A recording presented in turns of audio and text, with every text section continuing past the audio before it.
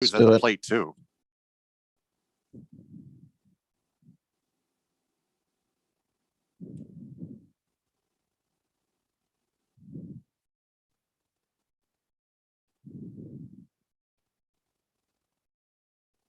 All right.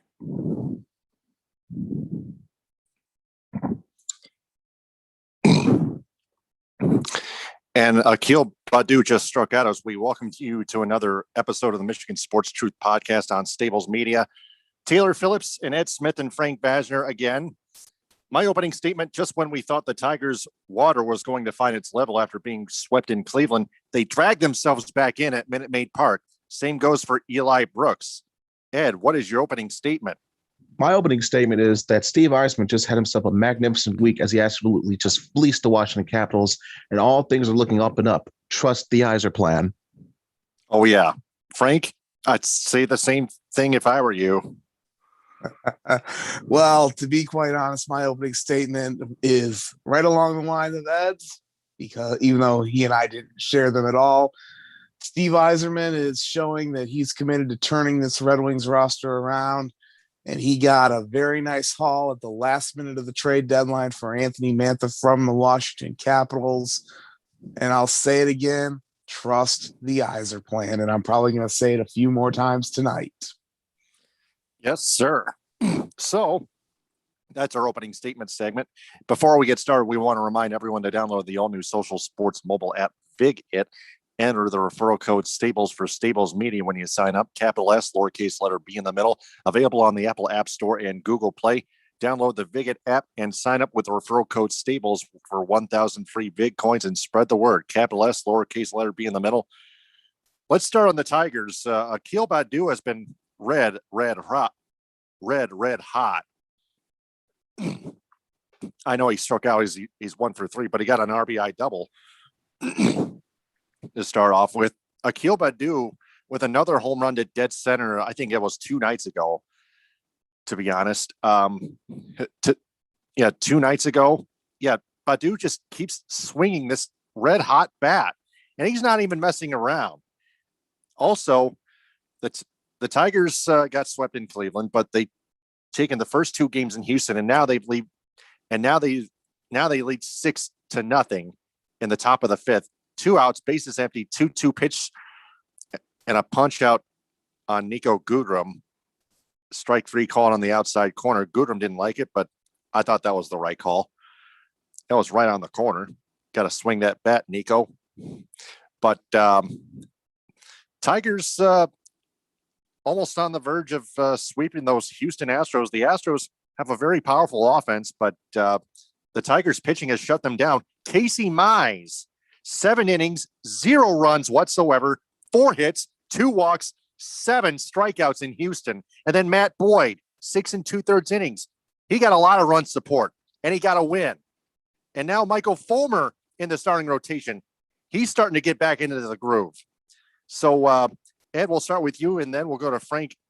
Ed, the Tigers are starting to develop, at least some of them. Which is something that you wanted to see if you have any hopes of this rebuild taking off or getting off to any steam or any type of development or get into any type of role per se. Now, first and foremost, you got to start with the absolute tear that Akil Badu has been on. The way he's been hitting the ball, he's now, as of live recording, he's hitting at the 400 mark, batting average wise. Granted, it is only midway through the first full month of the season, but consider the fact that this is a rookie and this is his first slate of seeing actual major league competition. The fact that he's raking and he's not just getting you hits, he's giving you variety. He's giving you home runs. He's giving you multi-base hits. He's also not being a pull hitter. He's showing and proving that not only he can hit to the opposite side of the field, he can hit with power to the opposite field as well. I think most, if not all of his homers have been either to center field or the opposite side of the field. None of them has been pulled to straightaway right field, which is saying something. Now, obviously, if you're a Tigers fan, you've been watching this franchise for a long time, you kind of have seen this type of story before where the start of the year, a sensation pops up and then he quickly fizzles out. You saw it before with Chris Shelton, and you saw it before after that with Brendan Bosch. if there's something to be at least a little bit hopeful for in the case of Badu, it's showing that he has good awareness of the strike zone. He really reads the pitches well from what we have seen. And like I mentioned before, with his ability to hit the opposite side of the field and for power as well, gives more, a more complete feel to his game. Doesn't make him as more of a one-trick pony per se, with him being a left-handed hitter. So factor that in, and the fact that he appears to have some good defense on him as well, as we saw stop a ground ball earlier in the game. It's really a tremendous thing to see with his development so far, and you only hope for more. Now, as you mentioned, Taylor, with the starting pitching over the past two games with Mize and Boyd, I mentioned this last week. I'll keep mentioning it again. If you need to have any hopes of winning in this league, it starts with your pitching, specifically your starting rotation. And when you have your starting pitchers giving you quality starts where they can go 5, 6, 7 innings, put in decent work, give up 2 runs, 3 runs, or sometimes no runs at all in the case of Casey Mize, it makes things much more easier in terms of game plan and strategy for the rest of the game. You don't have to rely so much on your bullpen, especially when we know that the Tigers bullpen is very, very shaky. And obviously, once a pitcher gets run support, as what we saw with Boyd last night, it builds up his confidence as well, and then which in turn leads to a better performance overall on the mound. So factor that in, and knowing for the fact that the Tigers, they got wins over Plesac and Kluber and Greinke over this early start of the season, gives you some hope as to, wow, no, you shouldn't think of them as any type of contender for the postseason or for the division. Though you never know with how this division usually goes. It does leave you hopeful and more optimistic for what they can do in the future. Now, I will say, and we'll probably touch on this a little bit, the fact that they're doing this without Miguel Cabrera is telling in more ways than one. But we'll get to that momentarily. Yeah, Miguel Cabrera. I want to dig up his WAR replacement levels, dug up by the one and only Jeff Moss of the Detroit Sports Rag. Let's see here. These are Miguel Cabrera's WAR the last few years, wins above replacement. 2017, negative 0.2. 2018, positive 0.7. 2019, negative 0.4. And 2020, that's last year, positive 0.3. And Moss tweeted at How About It 91, he isn't even a replacement level player any longer. The best thing that could happen to the Tigers is losing him for the year. So that explains why the Tigers are better off nowadays without Miguel Cabrera, unlike their recent past, except they just couldn't quite win a World Series back then the last, almost decade or so. So the Miguel Cabrera era is pretty much over with. Frank, you're up next. Oh, that's some interesting numbers that Moss was able to dig up regarding Miguel Cabrera's WAR. Mm-hmm. And it's also a testament to the rest of the team that, hey, no Cabrera in the lineup, no problem. We can still go out and win games. So give credit where it's due. I mean, as for the Tigers and obviously Akil Baddoo being the big story, him being the Rule 5 draft pick and never seeing anything above high A until this year. I mean, I don't mean to be somebody who wants to rain on this parade, but of course, I think we have to take into consideration that scouts don't really have a ton of film on him. Obviously, if he's somebody who had never been above high A in the past, they're not going to really look too much into him and scout him. Well, now that he's coming up here and actually done very well, you guys have to wonder, how long is it going to be before MLB scouts start really focusing in on him in film study and saying, okay, these are his weaknesses. Here's how we can exploit him. And you have to wonder if it's going to be by the time May rolls around or if it's going to be June, July, or even after the All-Star break. I mean, we saw this in years past with names like Chris Shelton, with Quentin Berry, with Brennan Bosch, to name a few.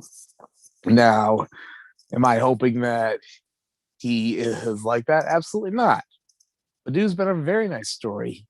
I don't think anybody expected somebody to come from the highest level being high A ball to go and end up being sensational in their first month of playing in the show. So there's that. And then I think we also have to take into consideration and the pitching as well. I mean, Matt Boyd, he had a great outing in the other night against the Astros. I mean, we saw what Michael Fulmer was doing tonight, and even Casey Mize too. Now, everyone says, well, Mize is probably going to be a piece that's part of your future. He finally gets his first major league win and pitches very well, gets some run support. Now, Boyd, I've been kind of bullish on, to be quite honest with you, because he had Me seemingly too. shown that he can be really well, and then other nights that he just looked god awful. And I was thinking, why couldn't you have traded him sooner and maybe you get a haul for him? But if he can show that he can be consistent on a regular basis, then okay. I'll say, hey, I was wrong about him, and he's showing that he belongs here. Fulmer, I had heard was touching 97 on the gun tonight, and I'll tip my cap to him for it.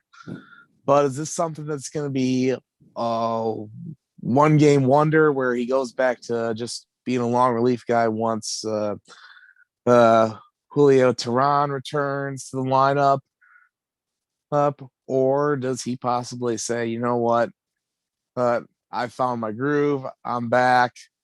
So we'll see what happens. I'm cautiously optimistic for Fulmer, and of course, I think we're starting to see guys start to develop and come along, especially under AJ Hinch being his first year as the manager. I don't think this is a team that's going to be in the absolute basement of the major leagues, but I don't see them being competitive in the division for a while yet. To No, and piggyback quickly, Frank, to piggyback off your point, I think one more thing, if you could add on to your point about Michael Fulmer, it also depends on his health. His health is going to be a real key indicator for how his performance will go for the rest of this year. That too, Ed. yeah, and I just got word that Nomar Mazara left tonight's game that with a left abdominal strain.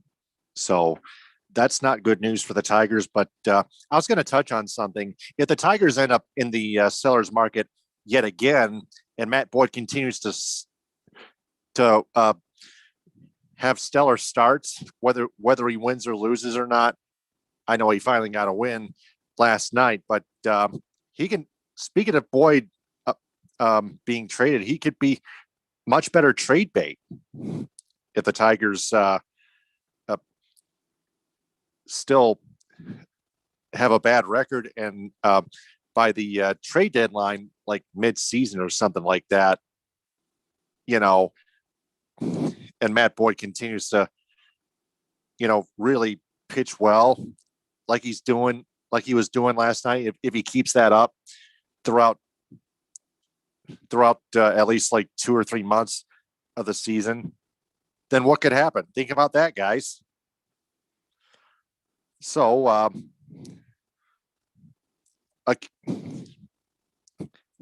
Miguel Cabrera is on the 10-day injured list with a left bicep strain, and Julio Tehran was transferred from the 10-day IL to the 60-day IL with a shoulder strain. So there goes one valuable starter. That could be pretty much that's not an excuse. I think the rest of the team could step up. Then Jason Castro just put the Astros on the board with a 2-run home run. So that's it. That's all Fulmer. It's now 6-2 Tigers. Still in the 5th inning, 2 outs, bases empty now. So moving on, the Red Wings, their tank watch before we get to their trades with the What's Your Great segment. They are 6th worst in the NHL at 15, 23, and 6 with 36 points. They swept the Carolina Hurricanes recently at PNC Arena in Raleigh, North Carolina. And the Red Wings are putting some dents in their tank. But anyway, yeah, that's going to put a dent. That's going to ruin their chances at a top 3 lottery pick, and that's not good. The Red Wings are supposed to tank even further than that, but that leads me to the trades that we're going to get to right now with the What's Your Great segment, brought to you by the Viget Sports mobile app. First off, the Red Wings traded defenseman Patrick Nemeth to the Colorado Avalanche for a 2022 fourth-round draft pick. Ed, we'll start with you, and then we'll go to Frank. Ed, what is your grade on the Red Wings trading Patrick Nemeth to the Avs? In terms of overall what it means for development and whatnot, what you're going to use in the future, potential assets, I'll give this one a B minus. Because I think with the low level draft pick that you're getting, you're essentially using an expired contract before to get off your books and replacement for this one. So when you factor in that, yeah, this could be a potential flip, or you could be using it just for sheer draft capital for depth purposes, got no problem with it. I think that the more intriguing aspect of this is Joe Sakic and Steve Yzerman are doing deals with each other. That's crazy when you think about it. It actually makes me, feel a little bit old knowing that, I used to watch these two play against each other, and now here they are as GMs making deals with each other. So that's a little bit of a crazy coincidence, but still overall, my grade would be a C plus B minus type of median average. I'll take a B minus. Frank, what is your grade on the Nemeth trade? I'll give it a B minus as well. I really didn't think they were going to get much in return for him because Nemeth is nothing more than a depth defenseman on a cup contending team, and Colorado's obviously trying to go for a Stanley Cup this year, add some depth to their blue line. And so the fact that Steve at least got a mid-round draft pick out of it, I give it a B minus. And also it does feel kind of unusual to see him and Joe Sakic making deals with each other when those two played against each other in probably one of the fiercest rivalries in all the NHL in the 90s. Yeah. And of course, everyone remembers the Red Wings Avalanche blood rivalry, of course, but now it's turning to a much friendlier rivalry with Yzerman and Sakic as front office men, at least, maybe both general managers. So, yeah, both general managers. Yeah, definitely. So, next up, the Red Wings trade Brian Lashoff to the Columbus Blue Jackets for David Savard, and then traded David Savard to the Tampa Bay Lightning for a 2021 fourth-round draft pick from the Ottawa Senators in a 3-team trade. Ed, what is your grade on the Brian Lashoff, David Savard 3-team trade? B plus, and this was the deal that I was thinking of in terms of my referencing to the earlier discussion of the Nemeth trade. The fact that you're getting rid of Lashoff's contract for a fourth rounder, which could be used for depth purposes. Again, not so much a difficult move that, man, what a suave GM, but still, it's a move that a reasonable GM and a good one should have to know the ability to make under any given circumstance. So knowing that, I'll give this one an even B. All right. An even B. Frank, what's your grade on the Brian Lashoff, David Savard trade? This one I might go a little higher on. I'm tempted to go. I'm going B plus, maybe even fringe A minus, just for the fact that Lashoff was kind of that 4A defenseman, and probably just stuck between the AHL and the NHL. And the fact that Steve was able to get a fourth-round pick for him is just amazing in and of itself. It just shows how smart of a GM he is. He got in on the David Savard deal to Tampa Bay, say, you know what, we're going to throw Brian Lashoff in. We'll take some of Savard's salary, and then you just give us a fourth-round pick, and it all works out in the end. So I'm kind of that fringe B plus, A minus, just the fact that he knew to get in on, take some of Savard's contract and turn it into a draft pick as well. All right. I'll go with a B plus, just to be fair. So Ed gave it a B plus, or it from a mid-range B to B plus. Frank, a B plus to an A minus. I'll range it B plus. Pretty simple. Next up, the Red Wings traded defenseman John Merrill to the Montreal Canadiens for a fifth round draft pick of this year, and prospect Hayden Verbeek. Sounds like a familiar last name. Ed, we'll go with you, and then we'll go to Frank. Ed, what is your grade on the Merrill Verbeek trade? Again, a chance to upgrade at a similar position by moving on from this pick. Nothing more, nothing less. But I still like the move in terms of acquiring assets. So I get this one B minus. All right, Frank, how about you? Well, you mentioned the name Verbeek sounded familiar. That's because Hayden Verbeek is the nephew of Red Wings assistant GM Pat Verbeek. So they ended up acquiring somebody who obviously got some family in the front office. I'm not sure if we'll ever see him playing a game in Detroit or not. I haven't really got a chance to look at Hayden's stats, if he was in the AHL or not, with Laval Rocket, which is the Canadiens AHL affiliate. But the fact that Steve was able to get some draft capital, pull out of the deal, he'll makes it a solid deal. I'm giving this a B, just for the fact that he got some draft capital. Whether or not Hayden Verbeek cracks the NHL lineup or not remains to be seen, but draft capital is good enough for me on this one. So B. All right, I'll go with a B as well, mid-range. Probably I'll range it between a B minus and a mid-range B, but I'll still give it a mid-range B, like 84%. So last but not least, they traded Anthony Mantha to the Washington Capitals for forwards Richard Panik and Jacob Vrana and a first and second round draft pick. Ed, what is your grade on the Mantha Panik Vrana trade? This was the one I was waiting to discuss the most. And frankly, I got to give this one what everyone else has been probably talking about it and discussing as generalizing as a solid A. The fact that Mantha was, to be honest, he was frankly mightily underperforming here, at least in terms of the standards that the fans were expecting from him. He was a healthy scratch for some of the time. I don't know, it's the fact that he wasn't able to get along or either thrive or feel comfortable with Blashill and his coaching, or he didn't have the right supporting cast around him. Either way, things were just not going well, and Yzerman recognized that.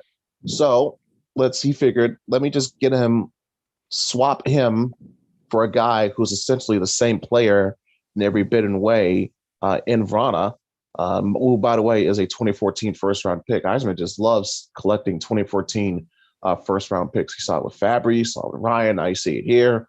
But in terms of that, not just the swap that you're getting, you're also getting a first-rounder for this year and a second-rounder for next year. So that's a potential extra pick you can use if you want. You can either flip that to get another guy, or trade up in the draft to get a guy that you thought you didn't have a chance at before, or again, just sit back and let the BPA, best player available, fall to you. It's simple. And the fact that you're getting another draft pick with that for next year as well, which again, a multitude of scenarios you can do with that, all that in exchange for Anthony Mantha, you got a great haul in return. So Yzerman, if you want to say he fleeced Washington, that probably may be too strong of a word to use, but I felt he definitely got the better end of this deal. Now, Washington, obviously, they're going to get a fine player in Mantha. In fact, he scored in his first game with the Caps either last night or tonight. But so this could be a trade where both teams get what they want, but I really like how Yzerman approached it, and for that, I'm giving him an A grade. Yeah, I would do the same. I would give him the same grade as well. I think both teams won that trade. Capitals get a valuable player in Mantha. The Red Wings get like an overhaul for him. Panik, Vrana, and 2 picks. Frank, your turn. What is your grade on that Mantha trade? Break it down. I am going to give this an A, with possibly on the verge of giving it an A plus, because I believe this is probably the best trade that Yzerman has made since he's become the GM of the Red Wings. Because look, Anthony Mantha, like Ed said, was kind of in a funk here. I mean, whether or not he was not getting along with the coaching staff or players in the locker room, that's another story in and of itself. So he needed a change of scenery. So Steve Eiserman ships him off to Washington and gets an amazing haul return. Gets Jakob Vrana, who was a 2014 first round pick, which Steve apparently must have a thing for collecting, with guys like Robbie Fabry in the past, as well as Adam Ernie, who, on a side note, is leading the team in goals scored. Raise your hand if you thought that was going to happen. And also he gets Richard Panik, who's kind of been a solid role player on various teams. I know he was solid when he was in Tampa with Eiserman as the GM for a couple of seasons. He also had a nice season in Chicago one year, and I believe he also had a nice stint in Toronto as well. Well, I'm not sure if he fits into the long-term plans of the future, but at least is somebody who kind of bring in and get a chance to show what he can do, given that he's been around the league for a few years. And of course, Vrana, from all the highlights I've seen of him, looks very familiar to one Pavel Datsyuk in terms of his moves. So we'll see what he can do here, and he'll definitely be a key piece for rebuilding for the future. But the draft picks, the first rounder for the 2021, the Wings now have 2. So what Steve does with either pick, I don't know if he'll go best player available or possibly use that second one to move up and get somebody, or that remains to be seen. And also the second rounder that he got for 2022, that's just another that's just another feather in the cap that he's doing whatever he can do to acquire as many assets as he can, because it's all part of trusting the Yzer plan, which is something that we have harped on pretty much ever since Steve became the GM of the Red Wings. And he's shown that he's committed to doing it and making sure he gets a good return. And I believe he actually was on Stoney and Jansen the other day on 97.1, and he said that when people say, why couldn't you have waited? Maybe you could have dealt somebody like Mantha at the end of the season, right before the draft, and gotten a better return. Steve said, quote, "Oh, when you feel like you can get a good return for somebody at that moment, you make the move." And Steve did just that, at getting the nice haul he got for Mantha. So that's why I'm giving this A to almost damn near an A+, because this is the best move that Eiserman has made thus far. I'm sure he might make another good one down the line, but we'll see. We'll see what happens if his next one ends up top in this one. So, also, correct me if I'm wrong. Didn't Vrana play with Philip Zadina when they were with Sweden a couple of years back? I don't know about that, but I do know that They could have. Vrana he actually was a member of the Capitals Stanley Cup winning team in 2018 and played in all but one playoff game. So he's at least got some playoff experience too. Yes, and and he's got a ring on his finger. And that will come invaluable when this team eventually does make that next step, and some of these young players who've never been in the postseason before get that experience. You need to rely on a guy who's been there before to help teach you the ins and outs, how to calm your nerves, how to maneuver, and how to perform. That's why they have, that's why for some reason they brought back guys like Filppula who had that experience from way back. Now, when do you consider this young core that potentially that we're getting here? Vrana, well, I wouldn't say he's young, but still he'd be part of that building core for the next generation, so to speak. Zadina here, you got Larkin. Let's not forget that big Moritz Seider is on the way as well. So now, when you start adding that all together, all you need, frankly, is if you want to say an upgraded goaltender or at least backup goaltender, fix up your issues at the blue line with better defensemen. This is the team to keep an eye on down the road, I would say, within the next 2 years. Well, and it's interesting that you do say that. You mentioned guys like Seider and obviously Zadina and Larkin. You also have to remember that Joe Veleno has just returned to North America from playing in Sweden.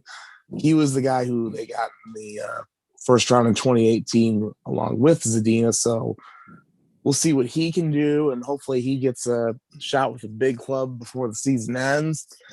And even guys like Jared McIsaac, who had been playing in Finland, and he's somebody who I think could bolster that blue line as well.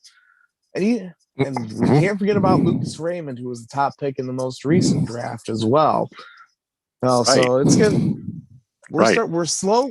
The results of the Eyes playing are starting to bear some fruit. It's still going to take time, but we're seeing results pay off. But yeah, see what happens, Lucas Raymond. But see what happens when you have competent level management, competent level GM and management being able to do what they're supposed to do. Exactly. Yeah, and Lucas Raymond, can't wait for him to show off his Andres Athanasiou caliber skill on that ice in that rink. Can't wait. See what he's made of, for example. But yeah, results are paying off thus far. They just got to be proven on the ice later on. And that's going to be a blue fair ball. That's going to be a single for Jamer Candelario. Harold Castro holds up at second, 6th inning, 1 out, runners on first and second, 6-2 Tigers. Bielak still on the mound. He's thrown 38 pitches in relief for the Houston Astros. Tigers trying to complete a 3-game sweep in Houston before heading to Oakland. So Bobby Ryan is out for the rest of the season with an upper back injury. He could have been good trade bait as well, but whether he's traded or out for the season, the Red Wings probably could be better off without him. Ed, we'll start with you and then we'll go to Frank. Just a quick take on this one. Ed, what do you think? It hurts for his development, and it hurts for what potential chemistry could have built with the team.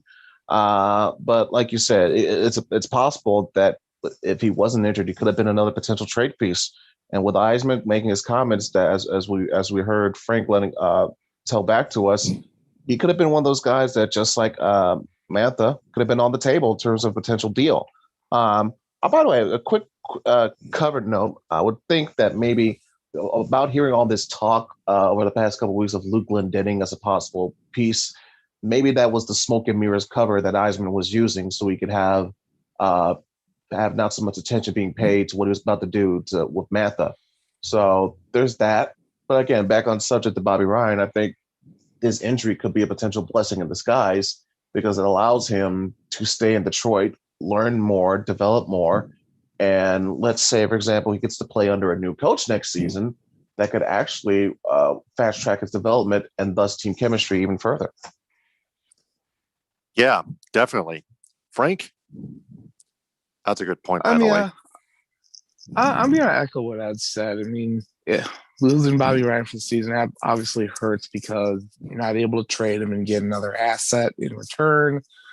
But there's a possibility that he may end up re-signing, provided that he's willing to stay for not a super heavy deal where it's long-term and a lot of money. So we'll see if he ends up being back next year and being that locker room guy and possibly building some chemistry with Dylan Larkin and Tyler Bertuzzi and guys like that. So it remains to be seen. And of course, the whole smoke and mirrors with Luke Glendening possibly being traded, how that never happened. Interesting comment, Ed, but we'll see. I think we'll see. Well, it'll remain to be seen in the offseason if Glendening gets brought back or not via free agency, or if he ends up going elsewhere.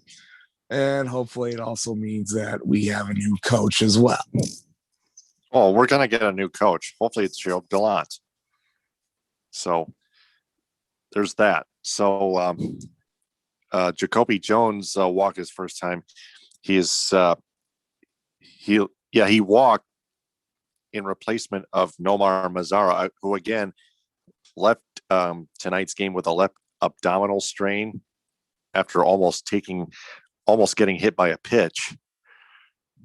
The 2-2 pitch, swing and a miss. Jones goes down swinging. Tigers are down in the top of the 6th. They lead 6-2 at Minute Maid Park in Houston. Astros only 3 hits. Looks like I'm not sure if Fulmer's going to come back onto the mound, but anyway, The Pistons. I say Fulmer does one more inning, and then we go on to the bullpen for the seventh. We'll see what happens. The Pistons tank watch, third worst in the NBA at 16-38. Not much to talk about there. They trailed the Clippers 53-49. Let's get a quick check in on them. Pistons lead 64-61 at Little Caesars Arena. They are back home from their West Coast swing, and the Clippers missed tying it up. That was off the heel right there, but they got the rebound. Akil Badu, a double and a run scored, by the way. Just want to check in on those Pistons, but not much to talk about in terms of the Pistons. But Eli Brooks, as we shift to college basketball, returns to the Michigan Wolverines for a 5th year. Ed, you have to be really, really happy about that. We'll start off with you. Go ahead. Pleasantly pleased and a little bit surprised. I figured, hey, maybe he was either going to potentially grad transfer, have a multitude of reasons to possibly leave the school. But the fact that he is coming back for his 5th year, very, very good. Very, very good to hear. I think it will help for not just the incoming freshmen, new players that are replacing the departing ones, to have that sort of staying power, that helpful guide from last year would be beneficial, especially knowing that Mike Smith is going to be gone, and we know that Sean D. Brown is also gone. So, as well as Isaiah Livers, more than likely as well. But so to have not too much turnover, but just enough staying, it helps very much so. So when you factor that in, and also knowing the fact that he's probably got the intercompetitive streak to where he does not want his last memory to be that miss in the Elite Eight against UCLA when he had a chance to take the lead after the rebounding of the Franz Wagner air ball, just came very short on the putback attempt. So I think knowing that Eli may come back with something more to prove. And again, it bears worth repeating that assistant coach Phil Martelli referred to him as Michigan's most important player. May not been the best or most talented, but in terms of guys that you needed the most in key moments and situations, or for general support, for journalship, making other players better around him, Eli Brooks was that guy, and it's very, very good to know that he's coming back for one more year. Yeah, Daniel Norris just took over for Michael Fulmer to start the bottom half of the 6th inning. I'm not even sure about that. I don't even know what AJ Hinch is thinking here. Daniel Norris falling behind in the count, 2 balls, 1 strike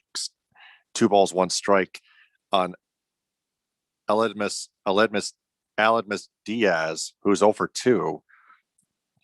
Norris to the stretch, gets the signal. Now the 2-1 high, ball 3. Norris, of course, still scuffling in that bullpen.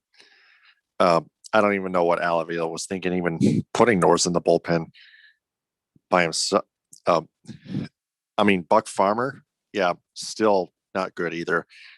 And Norris just issued a 5-pitch walk against Diaz, who leads off the bottom half of the 6th inning by getting on first base with that aforementioned walk. Daniel Norris is a dud. Frank, you're up next. Eli Brooks staying put. I'm honestly surprised that he decided to come back, given the fact that he would have had his degree in hand and probably could have gone somewhere to play professionally. I don't know if he would have stuck in the NBA or been drafted, but he probably would have at least latched out with a summer league team, and who knows, maybe gotten a chance to possibly make a team that way.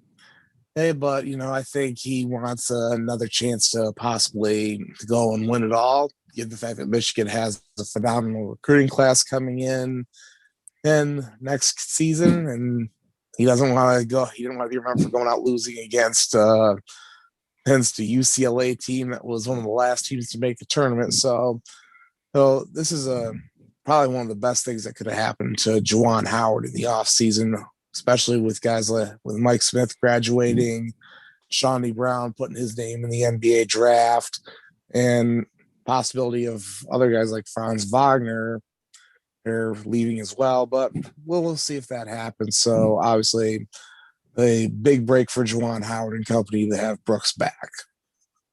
Yeah. Daniel Norris is now behind the count 2-0 against Michael Brantley, who is 1 for 2.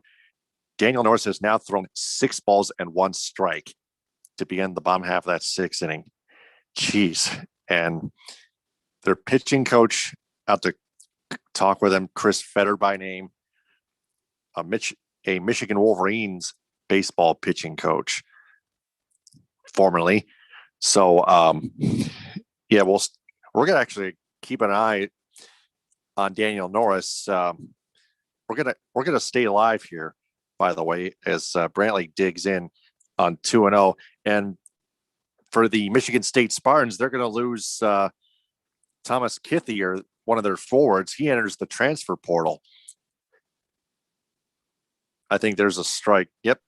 Looks like Brantley swung on and missed right there. 2 balls, 1 strike. Not to mention the fact that apparently Aaron Henry will be declaring for the NBA draft as well, which is kind of a big loss. Yeah, Aaron Henry. So that's 2 big loss, 2 losses. One of them very big. So Norris, the 2-1 slider in there for strike 2, 84 miles an hour, 2-2 on Brantley. Morris trying to make a comeback, 6 balls and 3 strikes thrown, 9 pitches total. So, yeah. Looks like the Spartans are going to have to move on forward. So the 2-2 chipped foul toward the Tigers dugout on the first base side, still 2 balls, 2 strikes on Michael Brantley. Minute Maid Park. So, guys, Daniel Norris trying to make a comeback after he issued a 5-pitch walk to Aledmus Diaz. But still, their bullpen. Going back to Taylor, going back to Michigan State having Thomas Kithier enter the transfer portal. With me being a Michigan State fan, I'm not at all shocked because he had fallen out of favor with the coaching staff not playing in any of the remaining 4 games that they had. And also, I just don't think he really fitted at all because I don't think he was well suited at playing the 5, especially starting as well. Well, I mean, I wish him the best. I think he's probably going to end up at a Mid-American Conference school or probably some mid-major where I think he'll be a much better fit. But also there are people saying that this might possibly clear the way for Imani Bates to reclassify and join the team this fall, but that remains to be seen. Yep, that's true. Still 2-2 on Michael Brantley. He fouled the last 2 pitches off. There's Dusty Baker. Daniel Norris digging in, checks Diaz at first. Now he kicks and delivers the 2-2 and a single to left center field just past short. Now there are runners on first and second, nobody out. Diaz on second, Brantley on first. I don't know, guys. Daniel Norris just might blow it here. He's thrown 13 pitches. Brantley wins out on an 8-pitch battle against Daniel Norris. Yeah, I would have him out here for the 6th. I wouldn't bring him back out for the 7th. And if need be, probably have the mind to get someone else warmed up just in case you have to yank him here. Right. Again, just my belief. I would have just stuck with Fulmer for 1 more inning and then gone to the bullpen in the 7th. I agree with you, especially instead of Daniel Norris in the 6th inning. Michael Fulmer has only thrown 78 pitches, 49 of them strikes. That's pretty damn good. Yeah, I would, especially if you already have a 4-1 cushion with him, I would have given him just at least 1 more inning. Yeah. Yeah, not put Daniel Norris on the mound early. And now there's Buck Farmer warming up in the bullpen. Oh, my God. Yeah. Oh, geez. I don't even know what A.J. Hinch is thinking. Seriously, I know most of the bullpen is bad, but Norris and Farmer, they are 2 of the worst relievers that I've ever seen, that I have seen this year on this Tigers roster. Another one way high And it's now 1-1 to Yuri Gurriel, who was 0 for 6 lifetime against Daniel Norris, a strikeout and a walk. 1-1 the count. A strikeout and a walk. That's about it. Just 0 for 6 lifetime. Norris takes a peek at the runners. Now the 1-1, low and inside, 2 balls, 1 strike. Daniel Norris is still struggling to throw a strike. Man, oh man. Wilson Ramos behind the dish. He keeps on hitting those home runs, by the way, like we mentioned before earlier in this episode. Now the 2-1 high and outside, 3-1, 1 ball away from loading the bases with nobody out. And here comes the crowd. The Astros 0 for 1 tonight with runners in scoring position. The Tigers are 4 for 13 with runners in scoring position. Gurriel waits. Norris checks the runners. Now the 3-1. Swinging a line drive, base hit to center, up the middle. And they're going to wave Diaz home, and he's going to score. 6-3 Tigers. Still nobody out. AJ Hinch, I know you're smarter than this, but I don't even know what the hell you were thinking there. God almighty. Jeez. Just this things just never change with Daniel Norris, by the way. Again, the bullpen, most of the bullpen may be bad, but Daniel Norris and Michael Buck Farmer are the 2 worst relievers I've seen this year on the Tigers roster. And now Tucker at the dish now, 0 for 2. Probably going to call play-by-play for this one until this 6th inning is over. Then we can sign off here. Tucker pops one up foul, out of play, 0-1. 1 strike the count on Tucker. Norris has now thrown 19 pitches. Still nobody out. It's 6-3 Tigers. Tucker just rubs his hands against one another. Tucker's the potential tying run at the plate, guys. But Norris is a little bit ahead of the count, 0-1. Norris gets the sign. Checks the runners. Now the 0-1. Curveball low. Over on the inside corner, but low. 1-1 on Kyle Tucker, who is hitting 300 against righties, but 167 against lefties. So, Ed, you had a point there. I definitely would have kept Michael Fulmer in for that 6th inning. They already had Daniel Norris warming up in that bullpen the last inning, and now a fastball inside, 2-1. Or at least have him start the inning to see how he would do. Right. Fulmer? Yeah. Yeah. Definitely. I mean, he's not he's not really completely out of gas. He's still had plenty left in the tank. Only 78 pitches, like I mentioned before. The 2-1. Swing and a miss. 84. Tucker was swinging for the fences there, and that was in there. Tucker might have looked away.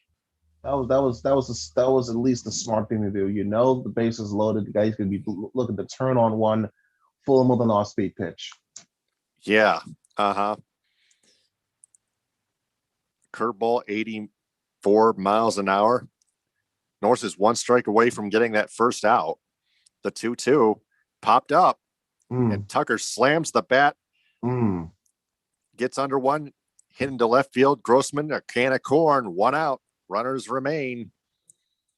Brantley on second. And it looks like AJ Hinch is going to go to the bullpen. So we're going to shift over to Twitter Live. That's going to do it for the another episode here. Before we go, we want to remind everyone to download the all-new social sports mobile app, VigIt. Enter the referral code STABLES for Stables Media when you sign up. Capital S, lowercase letter B in the middle. Available on the Apple App Store and Google Play. Download the VigIt app and sign up with the referral code STABLES for 1,000 free VIG coins. Gentlemen, excellent job as always. That concludes another fine episode of the Michigan Sports Truth Podcast on Stables Media. Ed, Darren Weiss, and I will be back next week. Frank Vazner will be out. Frank, we'll talk to you in 2 weeks. So All for right, Ed I'm Smith, looking forward to it. all right, for Ed Smith and Frank Vazner, and on behalf of Darren Weiss, this is Taylor Phillips signing off. Follow me on Twitter and Instagram at DT2Phillips. Follow Ed Smith on Twitter and Instagram at EdSmith313, and follow Frank Vazner on Twitter and Instagram at Frank_Vazner, VAJCNER. Thanks very much for listening, downloading, and sharing. And remember, the truth is out there. TTFN, ta-ta for now. Power to the people. Hit 'em with a high and we rest our case. Stay safe.